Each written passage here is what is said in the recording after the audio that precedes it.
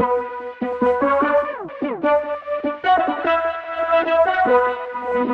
everybody, Hey, welcome y'all. back to another fantastic edition of the His and Her Money Show. We're glad to have you back here with us because, man, Your name?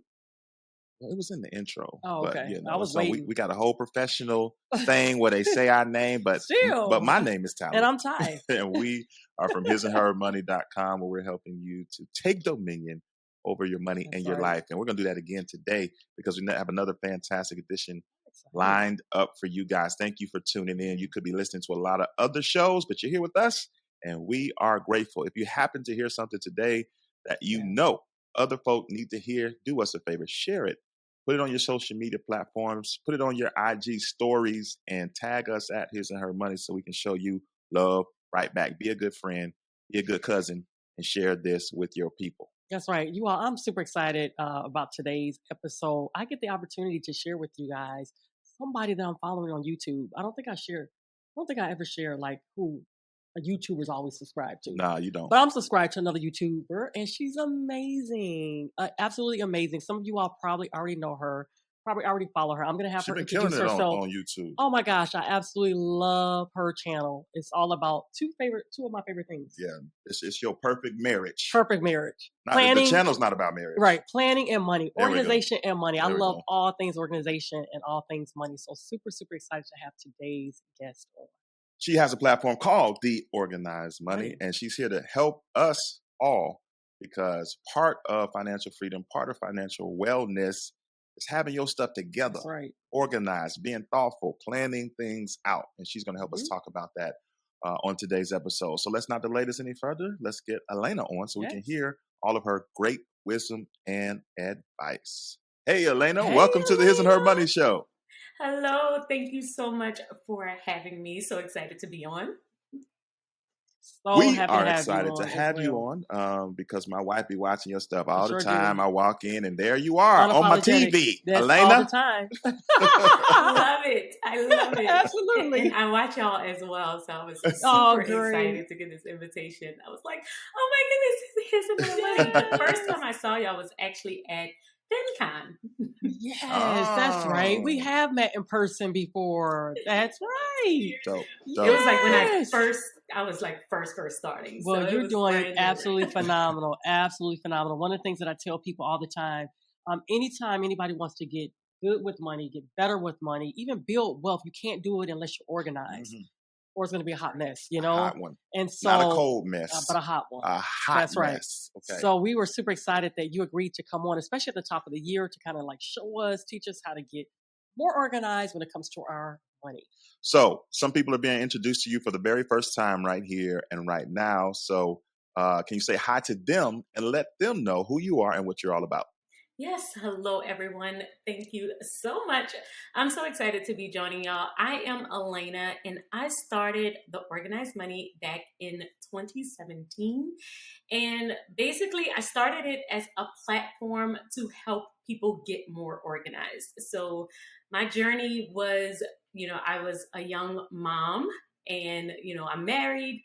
And one of the things that I realized is that I would create budgets, but even though I created budgets, I would still fail at them. And main reason why I was failing is because I wasn't planning. And so I realized very, very quickly that I needed to learn how to plan my life and manage my money. And that's kind of how The Organized Money was born. I started doing it for myself, then I started doing it for friends, and then it just kind of grew into its own thing. And now I just teach people how to organize their life, their work, and their money. And I feel like if you do all three, you can have financial peace. That's right. What I love about your personal story, and I'm going to have you share a story that I thought was like, wow, that's a really cool story, is that I think a lot of times people think that in order to be organized with money or organized in general, you were probably born like that.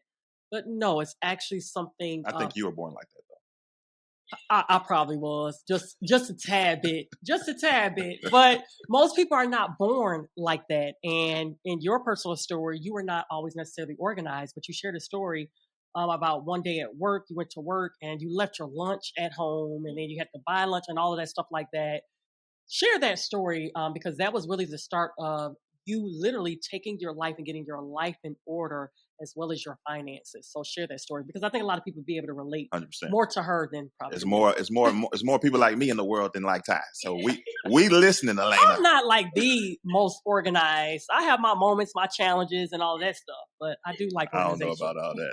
Maybe more like my mom. Like my mom is a naturally organized person, but I never was. And she always tried to instill organization in me, but I never thought it was important. I'm like, sure, I'll get to it. But what ended up happening is I basically was pretty disorganized my entire life until after I got married. Me and my husband, I was pregnant with my first daughter, and this is back in 2012.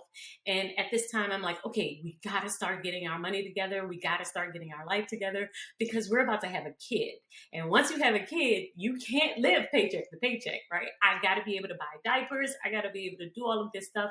So I said, okay, I'm going to start a budget. I'm going to create a budget so that I can start getting my financial journey together. Well, I created this budget on the Sunday.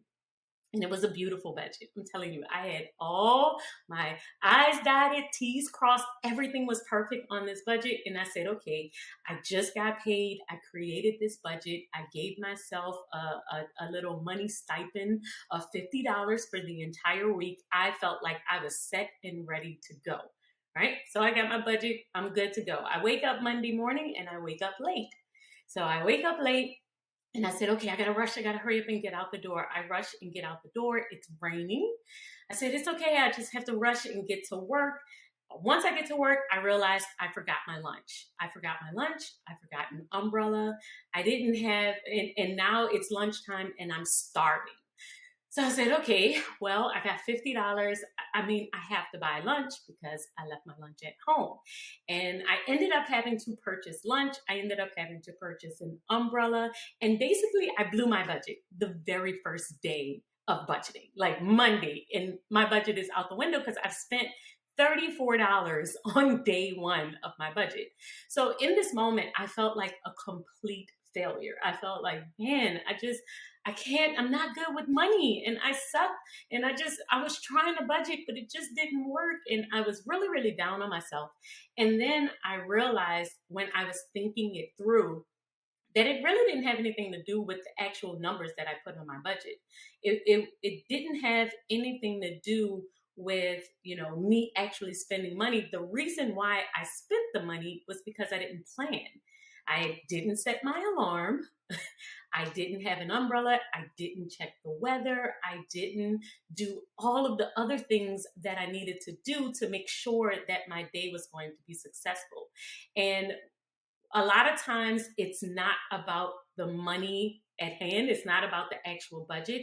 It is about the habits and the routines that lead you up to actually being successful with your budget. Do you meal plan? Do you set an alarm? Do you check the weather? Do you do all of the prep work that you need in order to make your budget succeed? And I realized that it wasn't about my budget and I wasn't bad with money. I just had bad habits and I was really bad at my routine. And those were the things that I needed to work on. And so that started my journey of realizing the combination of the two, that it was about my budget, but it also was about my routines and my habits and my planning and making sure that I planned my days so that I could be successful with my budget. Good stuff. Great story. So we're sitting at the top of a new year. And a lot of people came into this new year with ambitions of doing better with their finances. This is going to be the year where they turn their finances around. And one thing we know for sure, one thing that you teach is that in order to achieve any of these financial goals that we have for ourselves, we're going to have to start with organization before we start trying to execute on any financial in particular strategy. So for the people that are listening that have that desire for this to be the year that they begin the journey of turning their finances around, what are some base level things that you would advise them to do to get organized first? So, the first thing that I always tell people is to look at your habits. What are you doing on a daily basis in order to reach your overall goals?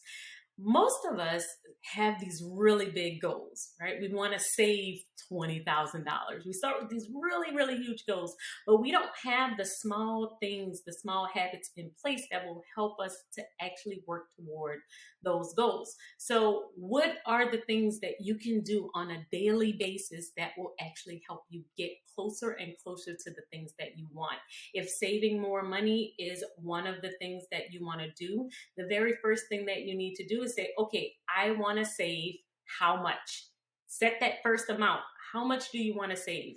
Then you're going to think about what's the habit that's going to help me get there.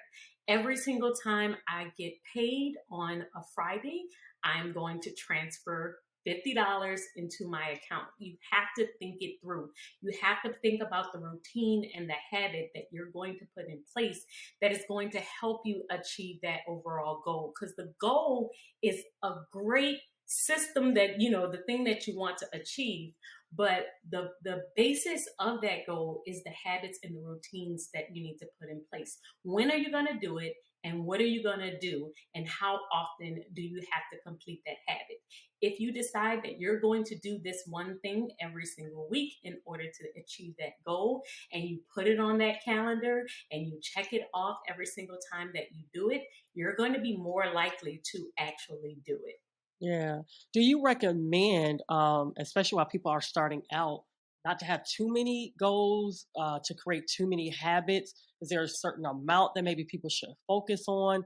And I guess part B of the question is, should people focus more on savings before paying off debt? Yeah, so first part is you should not have too many. One thing with creating good habits is you have to understand your cue, the action, and reward. That's the first thing, like the setup of that habit. So the setup of that habit is what is going to be the first thing that cues me to actually do the habit. If you want to floss more, every time I brush my teeth, which is a habit that I already have, I'm going to floss right afterwards, right? That's the cue. The cue is brushing the teeth, and then you're going to, right after that, floss. So you have to know what your cues are going to be in order for you to actually do the habit on a consistent basis. The next thing that you have to figure out is how are you going to reward yourself for actually doing those particular habits. If I cue myself that I'm going to floss, every time I floss, then I'm going to buy a new book or do something or have an extra 20 minutes on social media. It doesn't have to be anything really, really big. It just has to be something that you enjoy so that you're encouraging yourself to continue to do those habits. The other thing that you really, really need to think about when you're creating habits is you really need to lean in on the habits that you already have. So it's really easy when we call it habit stacking. It's really easy to add a new habit to something that you're already doing, to a habit that you already have. And this encourages you to actually complete the new habits that you want to form. So you can't do too many of them, right? Because if you do too many of them, now you're trying to remember all of these different things. I like to recommend that you're not trying to do any more than 4 new ones and you're attaching them to old habits that you already have. So think about the ones that you already have. I'm already brushing my teeth. I'm already working out. I'm already doing this. And then think about the new one that you could possibly attach right after that one. Since you're already doing the older ones, it makes it much easier to adapt new ones and don't do any more than 4. And then savings. Do you recommend that creating the habit of saving prior to paying off debt? So is it healthy to create good habits around saving money first, or do you do a little bit of mixture of both? So currently I am doing a mixture of both, but I do encourage saving first. And I do have a story of why. So the main reason why I encourage saving first is when me and my husband first started our financial journey, I was like really, really strong about paying off debt. I'm gonna pay off all of my debt. So at the time we had we had saved up to like $10,000, and I took 9,000 of it, and I'm gonna pay off the credit card. So that's what I did. I took 9,000, I paid off my credit card. I was so proud of myself. I did a video and everything. I was super excited. It's all on YouTube. And when I tell y'all, Murphy's Law came and sat on my house like maybe 2 months later. Our kitchen flooded, the water heater broke, our refrigerator broke, the car broke down. This is all in a span of 5 months. And it cost us about $5,000 by the time it was over to get everything done. I mean, it was one thing after the other, and I had no money. I had no cash. No cash. So we had to take that same credit card that I had just paid off and charge all of these different things, the car repairs, we had to charge everything to get everything back fixed. So in that process, I realized very quickly how much I needed cash on hand. And so the second time that, because now I don't have any cash in the bank and my credit card is back up to $5,000-$6,000. So I'm in a worse position than when I was, and I actually had $10,000 in the bank. So the second go around, I decided that I was going to prioritize saving, and we got up to like 5,000-6,000, and then I started to pay down debt. I waited to make sure that we had enough to cover our average emergency expense, which for us was around $3,000-$4,000. We're a family of four. That's just, when we looked at our history, that's what usually would happen. And we saved that amount, and then I started paying down debt. So anytime anyone tells me that they want to take all of their savings and put it toward debt, I tell them that story. And I tell them, please don't do it. Just keep your savings, and then you can work on debt. It is a marathon. It's not a sprint. You don't have to rush to be debt free. So let's talk about this, because I think the saying goes, a financial goal is not written down. It's just an idea. So you be doing your thing I be seeing on my TV, you got the markers and the tabs and the planners. So take us into your world for a second. You and your husband, you come into a new year and you all talk about goals. How does it go from conversational to idea to, like, what are the steps that you all use to go from discussing the goal to getting ready to walk it out? So me and my husband, we have meetings every single Sunday. We do family meetings. And usually what will happen is we will talk about our vision of the different things that we want to do individually and together as a family. So I have my own business. We're starting a church. We have a bunch of different things kind of going on. So we will sit down and kind of talk about our personal goals, and then we will talk about how we're going to incorporate them together to make sure we're on the same playing field, right? We kind of have an idea of what we're going to do first, second, third, all with our savings and our debt reduction. At that point, I am a planner at heart. I love paper planning. So I am going to write it down in my planner. Now, we do have a digital side because my husband loves Excel. So he, wants to see it all in Excel. We put it in Excel, but I love to write it down. Once I write it down, that is the goal, right? That's the big idea of what I want to happen. The next thing that I'm going to do is say, okay, how can we break this down even further? If we want to save another $5,000, how much do I need to save in a month? All right, if I want to save this in a month, how much do I need to save every single paycheck? And then when am I going to save this much money? Do I have this enough in my disposable income, or do I need to try and increase my income? Is that going to be an additional goal that's going to help me achieve this goal? But basically, it starts off with the idea of saving 5,000, saving 10,000, 12. And then I'll say, okay, if we're going to save 12, that's $1,000 a month. If we're going to save $1,000 a month, then I need to break that down. How many times, do we get paid? Am I saving $500 every single check?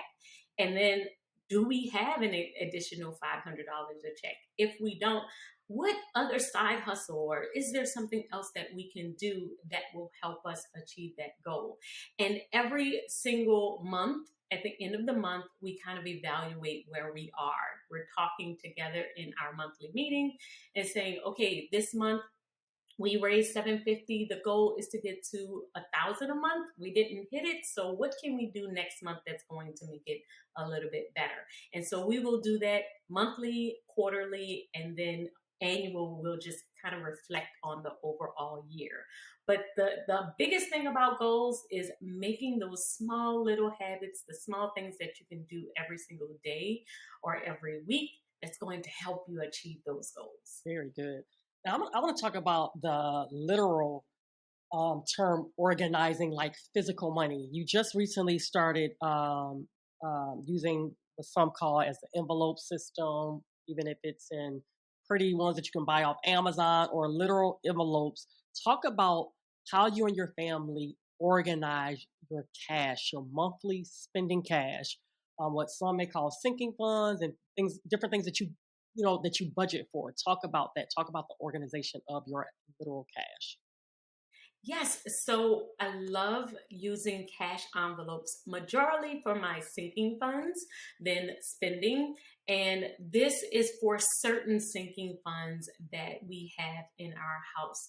So, certain things that we want to do for fun, we do like to save for those in cash. I love to do like family entertainment days. So we have certain days throughout the month where we're saying, okay, we're going to take the kids to the trampoline park, or we're going to take them out to, a city park or something really fun for them. And what we'll do is we'll save all of our fives for the month, or we'll save all of our ones, or we'll, try and spend cash the entire week and then save the additional cash that we have. And we even get the kids involved and say, okay, if they went by their grandparents' house and they wanted to save their money or save their birthday money, they'll put it in the little change jar, the sinking fund envelope. And they did that entire last year, and they raised like $120, and they were like over the moon, which was super fun for us because we got to talk to them about money and like tell them more and tell them what this means and how, watch the process of them saving all of their change. And then they get to also enjoy spending their money when we do something fun that is just for them, where we go somewhere or they get to purchase something new and it's with their own money. So our sinking funds are majorly for things like that, like fun, entertainment. I will do things if I am saving for something in particular, like a luxury purchase or something that I just really, really want. And when we do it and we make games out of it, I have a bingo savings chart that I keep on my refrigerator, and I highlight different things, but we try and make games out of it so that we're able to save up that cash and then do something really, really nice with it. Now, this is your thing, this organized world that you live in, but you also have a spouse and you also have kids. How do you loop them in on this journey so that all of you all are on the same page? So that is where our weekly meetings come in. So we were talking every single Sunday. We will get around the table. And when I talk about like meetings, I know a lot of people are thinking it's like a PowerPoint presentation that's coming out. We're going line by line, but it's really not like that. It is very, very relaxed. We're just hanging out at the table. Normally we're eating, having some type of dinner, and we're just talking about the different things that we want to do. And so my kids are even like, oh, Mom, can we add this to the planner? Can we, plan for Disney World? They really want to go to Disney World. So it's like, okay, we're going to add it to the planner. When do y'all want to go? And the biggest thing about getting people involved is letting them see the end goal of what that organization is going to do for our lives. My husband is super involved now because he's seen how our organization has helped our overall finances and how we don't have as much stress in our lives. We have way more peace. Everything kind of flows a little bit easier, and it becomes more of an inconvenience than a catastrophic event if something happens, right? The car breaking down it's more of just like, oh, well, we got to pull money out the sinking funds rather than, oh my goodness, what are we going to do?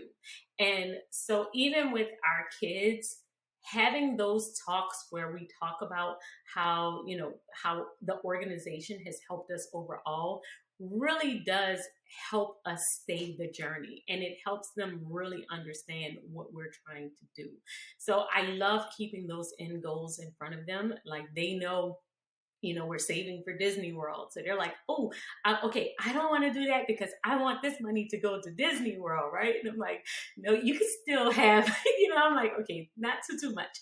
But it makes them super excited when they know the different things that we are going to do is aiding in the big goal that they want, like going to Disney World. So I love being able to talk to them about different things. And even if they get discouraged one day and they don't feel like it one day, then we talk about that. Like, okay, you don't want to save, you want to just buy a toy, let's talk about it. And having those open conversations about money around the dinner table makes it much easier, and it becomes less frightful for our children. They are way more open with just talking about money in general and talking about their wants and needs. You said earlier that you like to use the envelopes when it comes to sinking funds. And some people may be hearing that term for the first time. So can you give them some ideas about different types of sinking funds that maybe you have, or some of the people that you have helped have, just to give them some ideas, like what are some things that I can create these sinking funds for? And then how do you execute it? Is it every paycheck you all go to the bank and take whatever you budgeted, every 2 weeks or every month, and you slide it into that envelope and you write where you're at? Like, give people the process, because they about to go get them some envelopes, I'm sure, right now. Yeah. So sinking funds, one of my favorite things to use when it comes down to budgeting physical money, cash money, because you are able to save for things that wouldn't normally be in your budget. So you got to think about your monthly budget. Think about the things that are normally coming out of your budget. Car maintenance is not going to be normally one of those things because you don't know when it's going to happen. So they usually fall under two categories. The very first one is an expense that you know is coming, but it doesn't come out of your normal budget every single month.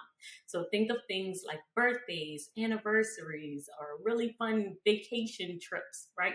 Those are the things that I really love to use my sinking funds for. So I will save for those big fun expenses, or the things that don't normally happen, but I know when they're coming up. Christmas is the same time every year. Your birthday is going to be on when your birthday is. So those are the things that I love to save for. This other one that you could do, though, is saving for expenses that you don't know when it's going to happen, but you know it's going to happen at some point. So car maintenance, home maintenance, usually I keep those within my savings account. So I keep those, in my actual account, and I keep the other ones for cash. But you could save in cash for either or, just depending on how you would like to do it. But if you're thinking about things that just could randomly happen, like I said, the kitchen flooded, that was a home maintenance project that happened that we weren't expecting. We weren't expecting that expense. But when it happened, you have to have the money set aside because it could blow your entire budget.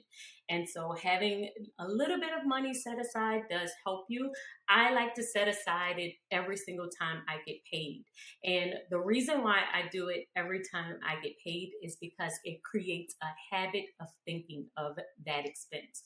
So I will set aside money as soon as I get paid. I'm going to tithe, and then I'm going to set aside 10% for savings. I'm going to do 5% toward debt and 5% toward my sinking funds. It's just a general rule of thumb, the way that we do it. Your percentages may look different depending on your budget, depending on what you can afford. But if you do a little bit, even if you say, I'm going to set aside $25 every single time I get paid, and get into the habit of doing it, it makes it much easier to actually stick to it in the long run. And I guess that leads me to my final question, is the consistency of habits. How long did it take you before it really became second nature? Because I know a lot of times people start off well with creating good habits and then easily fall off like within before 30 days even hits. So how does one get back up and stay the course even if they do fall, even if they do fall down? How do they get back up and actually stay the course and now create these good habits that are long lasting? So the main thing about habits that I realize is usually we create them really really big because we're just thinking about the action. If anything I could tell you, try your best not to think about the action itself. Think about the consistency of that action. So when I am talking about I want to work out, right? That's a really big goal. I want to work out every 3 days a week, on a consistent basis. A lot of times people will think about the workout itself and they're saying, I'm going to work out for 2 hours. And they're trying to work out 2 hours, 3 days a week. And it's just not sustainable because you have a lot going on in your life. Even if you're trying to say, I'm trying to work out an hour, a lot of times that's too long. It's too much. It's too much too soon, too fast. So instead of thinking about the action, instead of thinking about working out for an hour, I love to tell people to think about the consistency of that action and limit the time. So instead of trying to work out for an hour, 3 days a week, work out for 10 minutes every day. Right? Like think about the action itself because then it creates that consistency that you want and you'll end up doing it more often. When I first started working out, I would say because I despise working out, y'all. I really do. It's not one of my favorite things to do. I know everybody's like, no, once you get into it and you start working out, you're going to feel better. It's never happened for me. I don't care how much I sweat, how much, it just doesn't happen. So when I started out though, I would work out for 2 minutes. I say, okay, Alaina, just do 5 push-ups. Just do 2 minutes of working out. Just put on one YouTube video and I would turn on the YouTube video, work out for 5 minutes and say, okay, that's it. That's it. I'm done for the day. And it sounds insane because it's like, why would you do one push-up? Why would you one jumping jack and then that's it? But it was about trying to train myself to just keep going and just keep and not giving up. And the not giving up is more important than the how long you did a particular thing. Once you start that, then your body will start to get conditioned. Now, how long it's going to take you before it's built in, it depends. I still have to convince myself to work out. It's easier, but I still have to do it because even though I've been doing it for over 2 years, it's not something that I'm really, really passionate about. So it's taking a longer time for that to become a habit. Sometimes habits can kick in 30 days. Sometimes they could take 2 years. But the consistency is what you're trying to focus on. Focus on doing this one thing that you really want to do every day and not how long you do it, just that you do it. So some people are sitting on the fence like, man, all this sounds good. Can I do this? Should I do this? So can you talk about what has been the benefit for you and your family as a result of going on this journey yourself? So a bunch of different things. I can go through different areas, but first one is financially. I can say we have been able to pay off over $45,000 in debt right now. Up until this point, yes, and we started about 2 years ago. But like I said, it's a marathon, and this was up and down because remember I said I had paid off like 10,000, and then I went back into debt an additional 10,000. We had gotten up to like 25,000 just on one credit card before I was like, okay, we got to get this together. And even though it was up and down, by the time we really stuck to our habits, we were done with all of the credit cards. Now we just have to pay off student loans in the house, and then we are done with that. And it's all because every single time I get paid, I put 10% toward that. That's it. That's the only thing I had been doing on a consistent basis. Me and my husband were able to lose over 30 pounds just from working out every single day or trying to do family walks on a consistent basis. And so that has helped our overall health journey and trying to eat a little bit better and just making us a little bit more conscious with our different habits when it comes down to our eating and our working out. We have also been able to instill more family time. One of the things that I talk about when it comes down to your habits, we will try and develop them when it comes down to our financial side and our workouts, but sometimes we won't instill them with our relationships.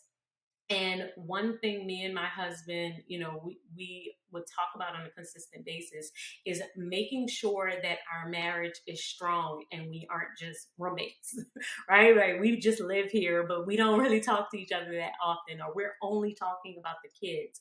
And so we put habits in for date nights.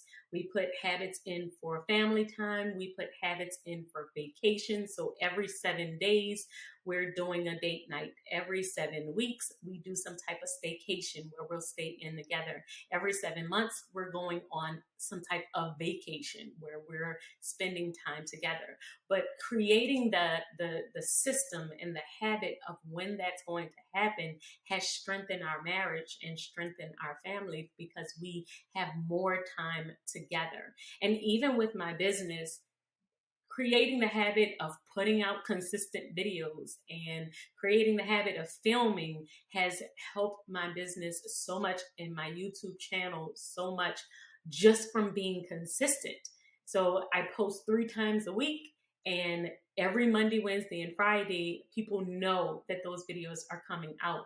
And that consistency has helped the channel grow tremendously in the last year. So anything that you want to do, if you are focused on consistency, you're focused on when this is going to happen, it's going to improve that thing. It could be your family life, it could be your business, it could be your money, it could be anything that you want to do, your health, anything. If you are consistent with that thing and you continue to develop those habits, it's going to help you win in the long run. So true, so true. Well, tell everybody where they can find you. I'm sure they're going to want to go look you up right now. Also, you have some amazing products. You have paper planners as well as an Organize You membership. So tell everybody a little bit more about you and where they can find all that information. Yes, you can definitely find all of my videos over on YouTube. I'm also on Instagram, The Organized Money. I have a bunch of videos all about organizing your life and money, especially if you want to do it on paper. I love people when you organize on paper because doing it on paper really brings it to the next level. It's not just in your head. You need to get it out on paper. And so I share with you on my channel exactly how to do that process. And if you want to go deeper, you can definitely find me on Etsy. I have budget planners and life planners that will help you to organize your life and your money. And I also have a membership called The Organize You. And over there, we have weekly classes. I have downloads that you're able to print out and add into your planner. You also have a group of accountability where we kind of share information. I do member audits.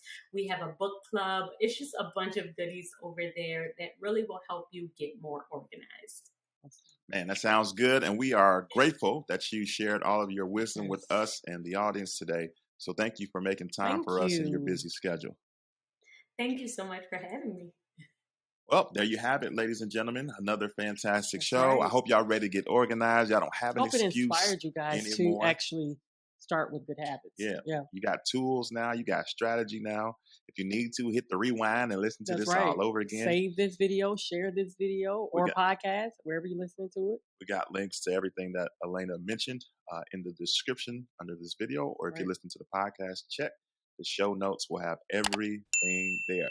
The ball is in your court. We want you to get off to a good start this year. So go ahead, make some of these habits in stone, get them going, and let's have a fantastic year, guys. That's all we got for this time. Until next time, peace. Bye, y'all.